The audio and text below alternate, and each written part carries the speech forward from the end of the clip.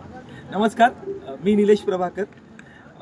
स्नेहबंध 5 पंढरी एकांकिका स्पर्धा, राज्यस्तरीय एकांकिका स्पर्धा 15वं वर्ष आहे आणि या 15 वर्षाचा या स्पर्धेचा मी एक स्पर्धक आहे। सलग 15 वर्ष करतोय, म्हणजे बदली 2 वर्ष लॉकडाऊनची सोडली तर या स्पर्धेचा मी सोबतीच आहे असं म्हणायला हरकत नाहीये।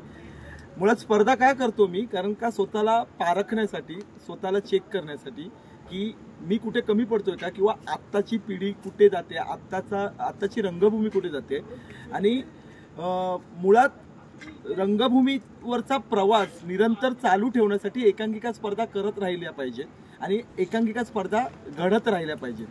आणि त्याचं एक मूर्तिमंत उदाहरण म्हणजे स्नेहबंध 5 पंढरी एकांकिका स्पर्धा।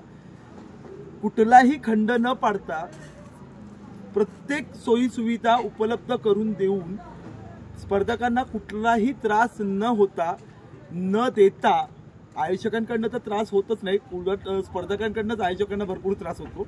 म्हणजे लॉट्सपासून असेल किंवा आम्हाला शेवटचा परफॉर्मन्स पाहिजे असं असेल, पण मला दरवर्षी पहिल्या दिवशीच परफॉर्मन्स दिला जातो आणि मी तो आवडीने करतो।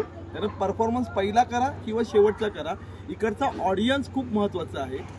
पहिल्या दिवशी जेवढा ऑडियन्स असतो तेवढा शेवटच्या दिवशी ऑडियन्स असतो। परीक्षकही पहिल्या दिवशी ज्या उत्साहाने बसलेले असतात तेवढ्याच उत्साहाने शेवटच्या दिवसापर्यंत असतात।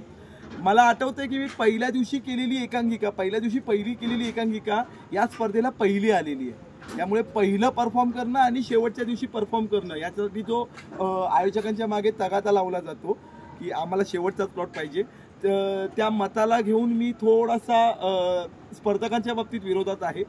आणि या स्पर्धेबद्दल बोलाल तर हे घरचं वातावरण आहे, हक्काचं वातावरण आहे, हे हक्काचं व्यासपीठ आहे। आणि ह्या व्यासपीठावरती जोपर्यंत माझ्यातला कलाकार जिवंत आहे तोपर्यंत मी इथे येत राहीन। म्हणजे उद्या मी 100 सिनेमे जरी डिरेक्ट केले तरी मी ह्या स्पर्धेला येईन। माझ्या काही हक्काच्या 1-2 स्पर्धा आहेत, त्यातली ही माझी हक्काची स्पर्धा, माझी हक्काची माणसं।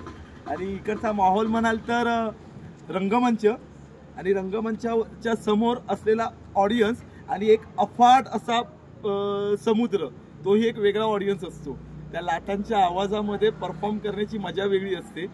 तुम्ही जर कधी अनुभवायचं असेल तर स्पर्धक म्हणून या रंगमंचावरती वावरा, मग तुम्हाला तो समुद्ररूपी ऑडियन्स तुम्हाला कसा रिप्लाय देईल हे तुम्हाला स्वतःला कळेल। धन्यवाद।